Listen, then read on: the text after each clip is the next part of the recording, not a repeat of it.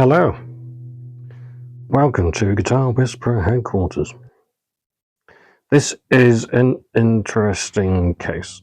This is what was previously thought to be a Jap Strat from the 80s or thereabouts. And the owners asked me to have a look at it and make it play better because there's a few issues here. What I can do is take this off here. The neck is not a fantastic fit in the neck pocket, which is a pain in itself, but we can do something with it. We can make it a bit tighter using some veneer and some glue and stuff. And then, let's see if I can get this up. Oh, for God's sake.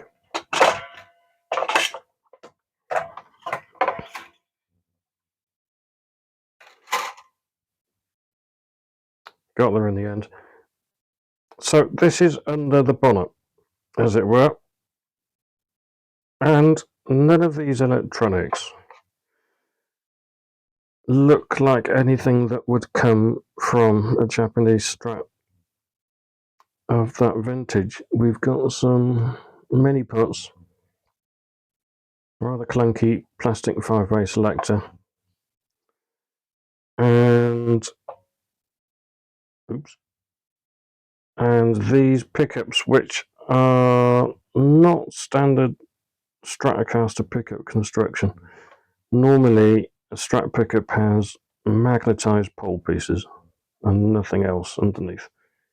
These have got 2 bar magnets on each pickup, and then some non-magnet pole pieces which are magnetized by the bar magnets. So this is not traditional construction at all.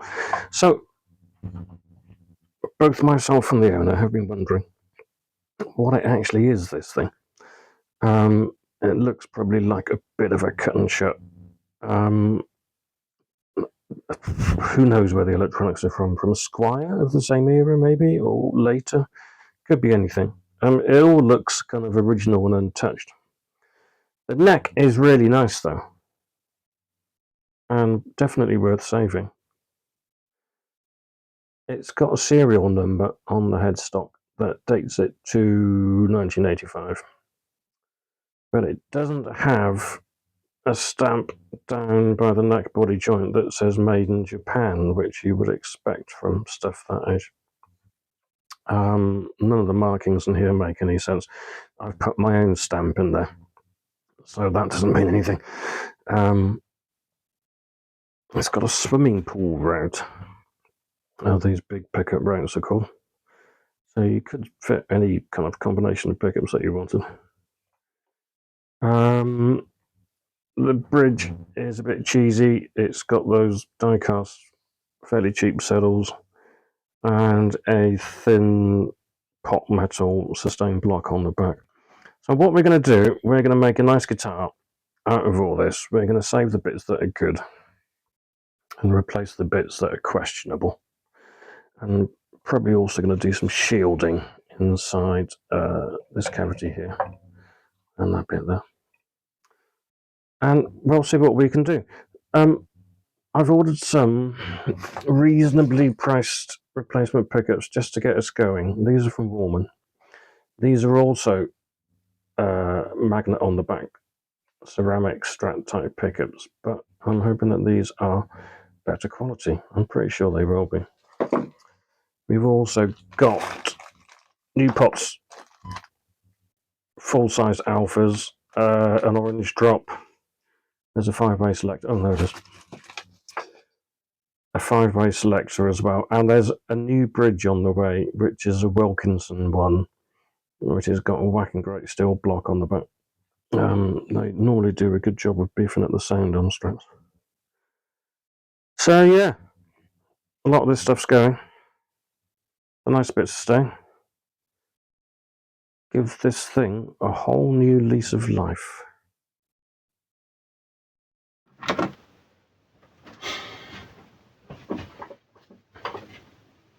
Okay, let's tear into it then. So everything's coming out. First thing first is to take the strings off.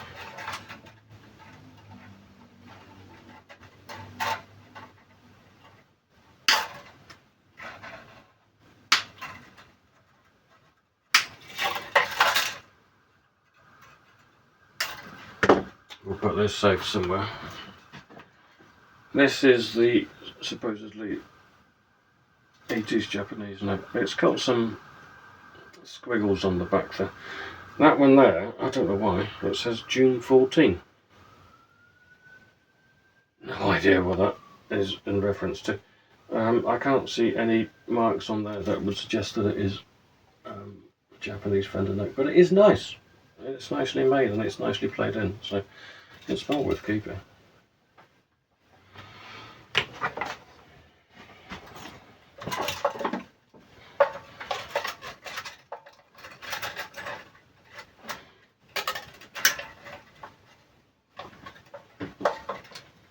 As all the electronics are going to be coming out, I'm just going to cut these ones. We'll leave the one that comes from the bridge a little bit longer. We're keeping the scratch plate, we're keeping the knobs and the pickup covers because they've got a lovely vintage patina. So they're all staying.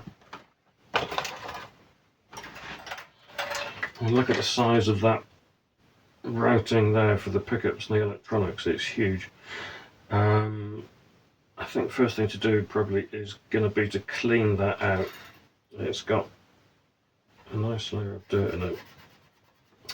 We'll clean it out and then give it a coat of shielding paint, which is what I like to use for this sort of thing.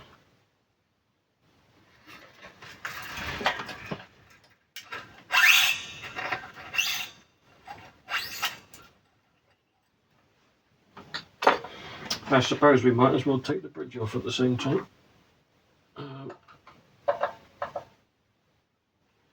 This is not going to be reused. You can kind of see it on the back. This is the sustain block. And on this one it's very thin and lightweight. And will not be contributing to awesome tones at all. It is a bit of a problem with Strats that because they're designed to be mass produced and modular and easy to repair and stuff like that, it's also fairly easy to make guitars out of random piles of stuff. And I do this all the time, as you probably know, because it's kind of fun. But if you were a bit unscrupulous, it's not difficult to knock up something that isn't what it appears to be. Fender headstock decals are available from eBay, sometimes with serial numbers already attached. So an awful lot of people do get a Squire, and they'll do this for their own benefit, rather than any kind of attempt to defraud people. They'll sand the headstocks down, put a Fender logo on. Bingo! A more expensive guitar. Certainly from a distance, anyway.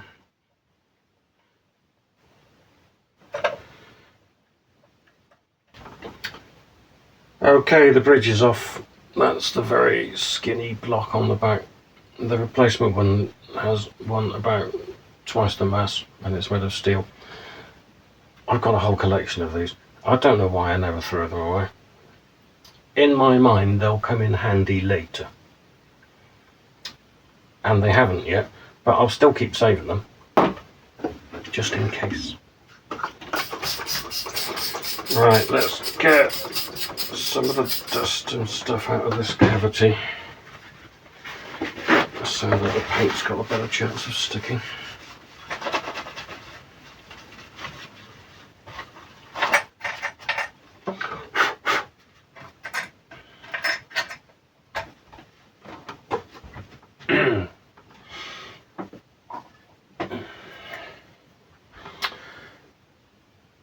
This is what I tend to use in cavities. or something like it, it's shielding paint.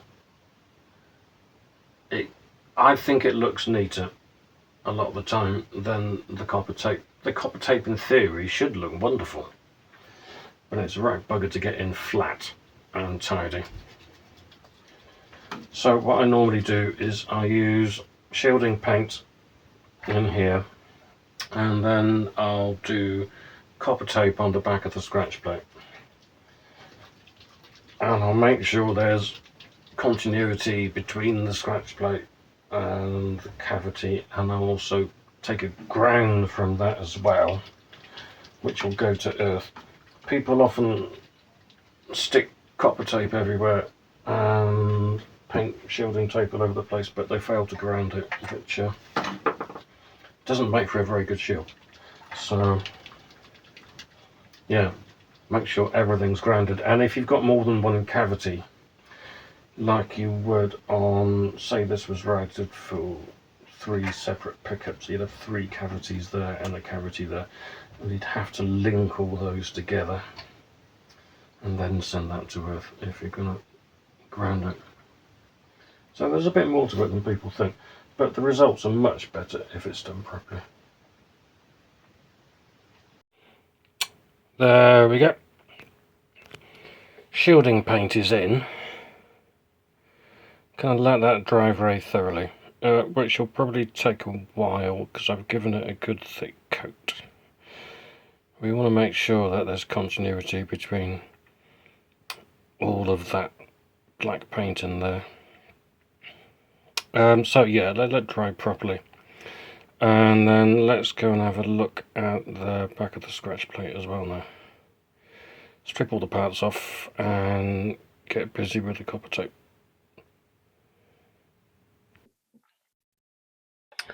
Okay, let's get this apart then. There's some good old dust deposits inside it. We might save these pickups for something else. I've got so many old pickups now in a box over there. Probably don't really need to keep anymore.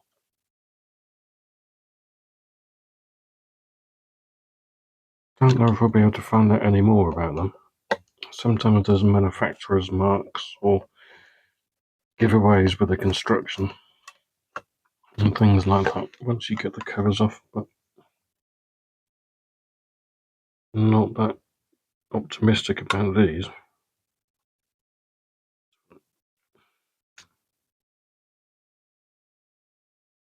No, there's no markings anywhere. The 2 magnets is actually quite unusual. There's normally just 1 magnet stuck on the back. Not necessarily a sign of quality though.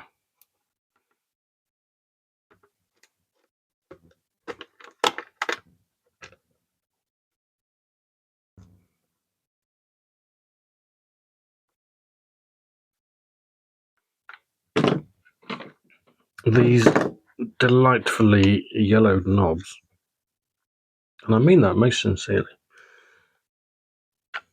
are going to be kept and moved over.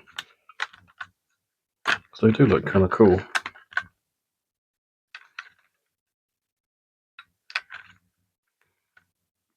Also, these pickup covers, that's the colour on the top, and that's the colour on the side, so you can see how much they've aged. Looks kind of nice.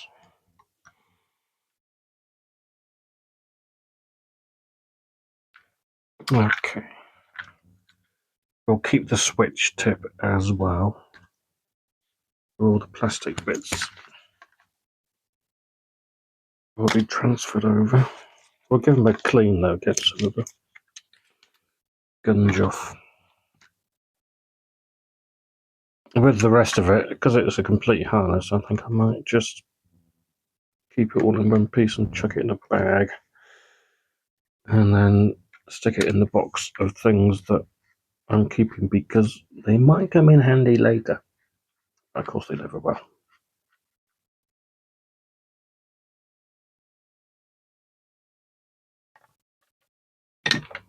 We'll keep the pickup mounting screws as well, I think. They've also got a nice bit of aging on the top of them.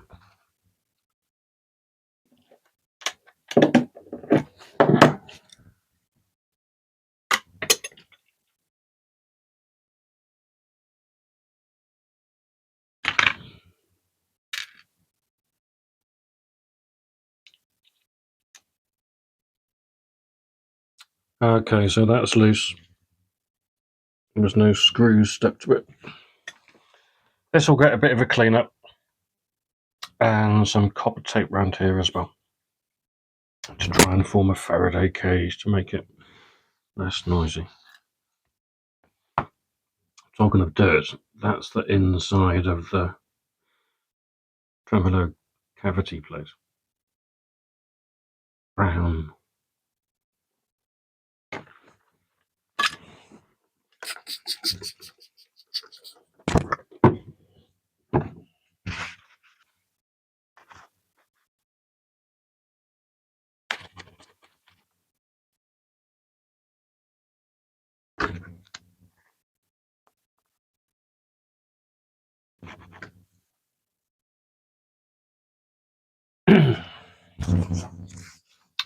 So this is the stuff that's going to go on the back of the scratch plate. You don't have to get every tiny last millimetre covered. We're using the principle of a Faraday cage. So you want to get as much on as you can without driving yourself mad. But if there are bits that aren't quite covered, that's fine too. This is fiddly stuff. The actual copper itself is very, very thin. And there's a bit of a pain in the ass to work with, to be honest. Which is why I like using the conductive paint inside the cavities. Because this scratch plate is exposed out of the body, it's easier. There's getting into a mess immediately. Obviously nobody's going to be really looking at the inside of the control cavity or the back of the scratch plate, but it's still nice to get it as neat as you can.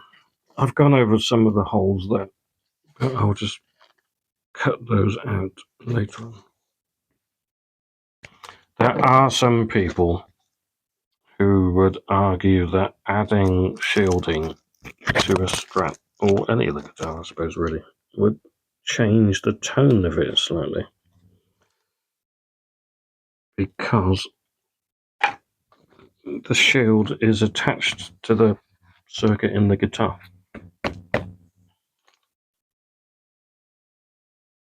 I don't think it's an issue on this one.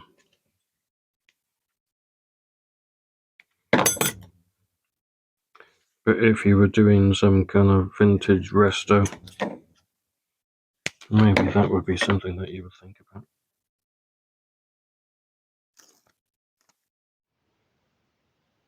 There we go. All covered in conductive tape. We'll have to poke holes for the controls again because I've covered up the control holes and some of the screw holes, but that's fine. Okay, let's go and see how the paint's drying on the body. So here we are then. We're going to fit these bits now. First of all, we're going to make some holes here through the building tape. New pots.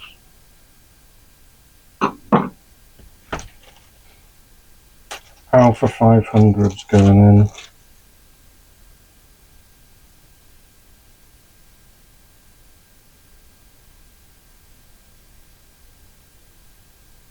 Because we want to reuse the original control knobs because they've got that lovely patina on them.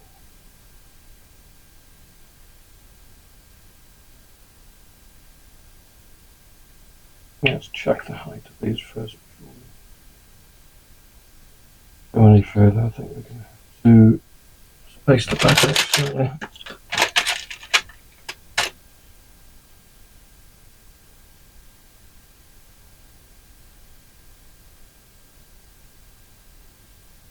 Indeed I am.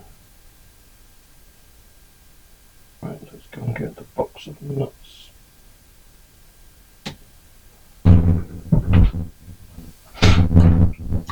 Okay, full disclosure here, I don't like Strats, and principally because of the electronics and the controls on them. So, body knob, it's in the wrong place.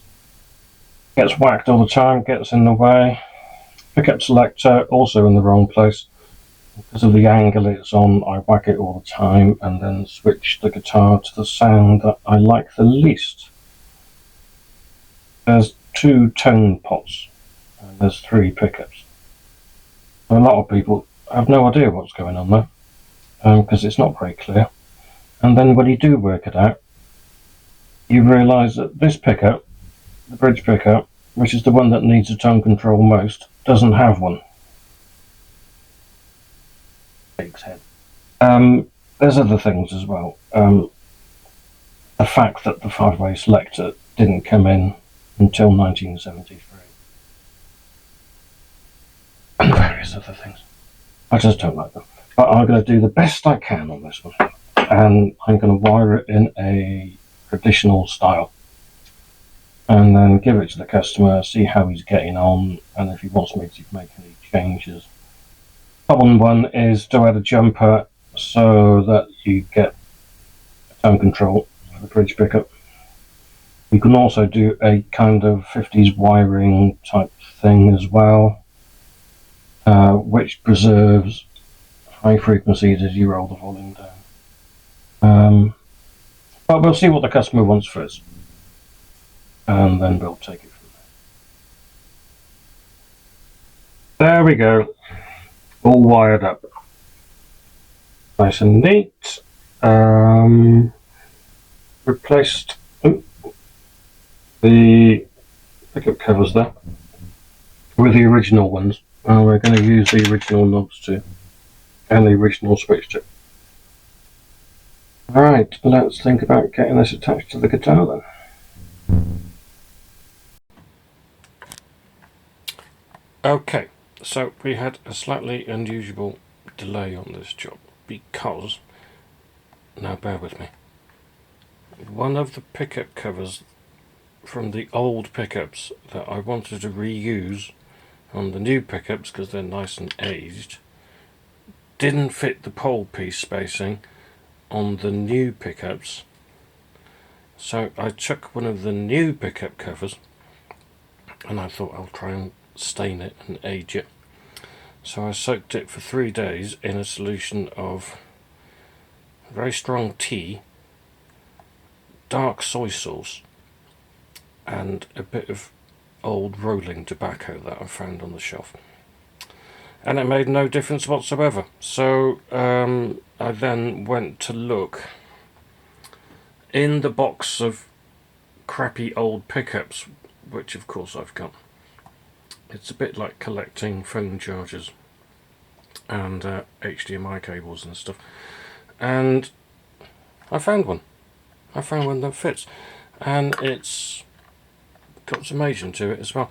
Not quite as much aging, but certainly darker than the brand new ones, which are here somewhere. There we go. Certainly better than that. So we're going to fit that now. So there is a reason to hoard all this junk for many years, because you never know when you might need a bit of it. Okay, scratch plate's back on, buttoned up, checked it, and it works. So next step is going to be fitting the new tremolo, the Wilkinson Big Block. Doesn't take long, he says optimistically. And then we're going to refit the neck, and I've left the neck off for now because it wasn't a desperately good fit in the neck pocket. So I'm going to have a look at that in a bit and see if I can do some shimming, get it in a bit tighter, make it a snugger fit. But first up, tremolo.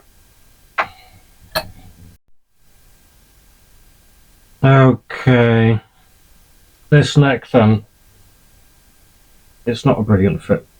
See, I can do quite a lot of that. And I would like it to be a little bit tighter. And what somebody's done at some point in the past is there's a very small piece of veneer that's been glued in, but it only sort of fits in this corner here. So it's not doing a brilliant job of shimming. So we'll get that out.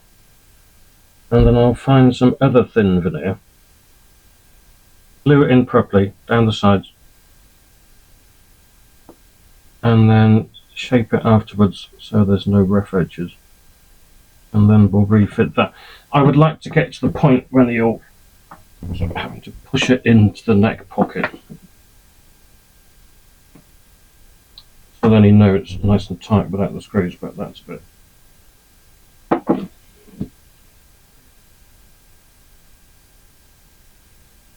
Just using a very sharp chisel to gently get this piece of veneer out without doing anything to the wood underneath.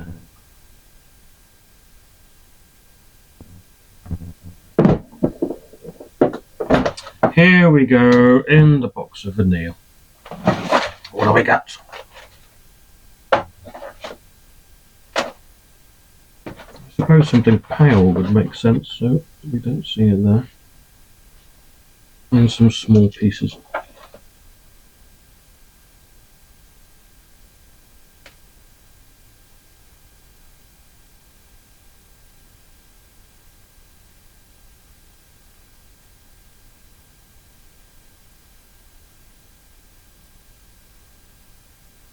Okay, 2 small pieces cut, 1 for each side.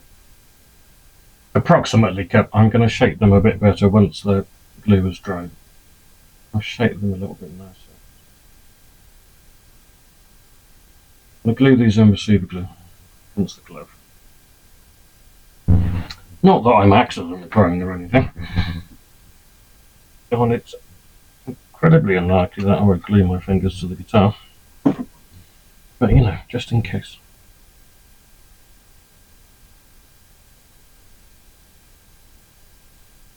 Doesn't need a lot of glue, just enough to stop it falling out, basically. It's not structural veneer in that sense.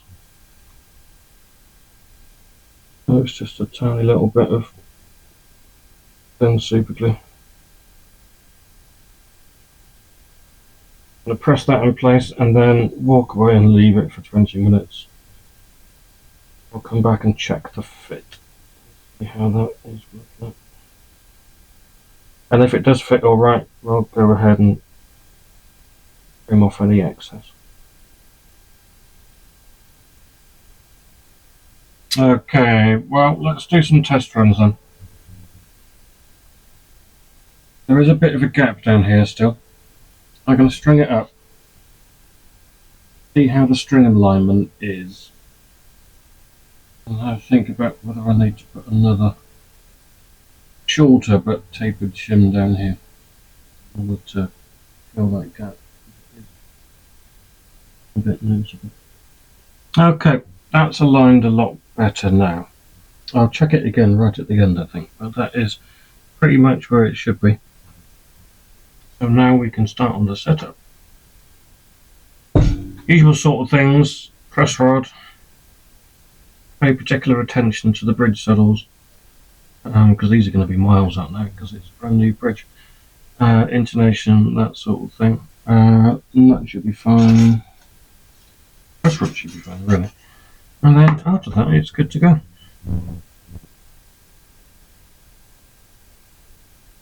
I've just emerged from an amazing weekend of live music, by the way.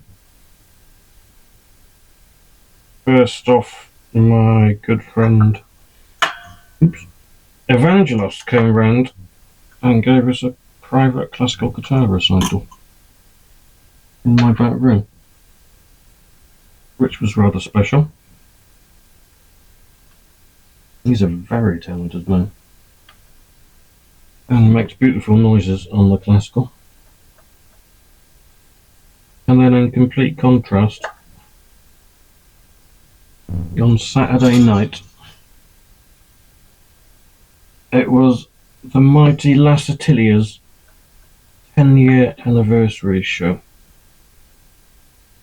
in Cardiff in the Globe. And it was an amazing gig. It was packed out. For those of you who don't know Les Atilia, please check them out. One of the best hard rock bands in South Wales. And it was epic. Sweaty, beer was drunk, people fell over, riffs were played. Evening, really. Not many guitars got mended though. The day after that. Actually, the day after that, we all went and ate our body weight in dim sum, which is a good way of getting over a hangover.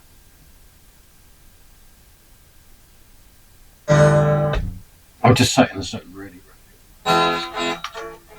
I've got something to work with.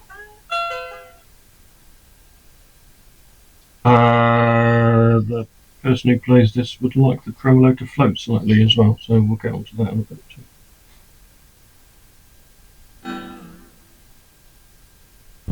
And there we go. It's pretty much done. I think really it just needs a bit of playing in time now. I've checked the truss rod and adjusted that. And the action here, first fret action is fine. Check the intonation, check the pickup height, and it's all good. Had to do that thing with floating trims, whereby when you adjust one thing, everything else changes and the tuning goes out and stuff, so you get this kind of dance of adjustments. But you get there in the end. And to be honest, it looks almost exactly the same as it did before, apart from this black switch tip, because I couldn't find a cream one that fitted. But yeah, I think what I'm going to do now, because quite a few changes have been made, is give it back to the owner, get him to play it for a bit, tell me what he thinks, and if any changes need to be made, then we can make them. But yeah, it's done. Time for a coffee, I think. Adios.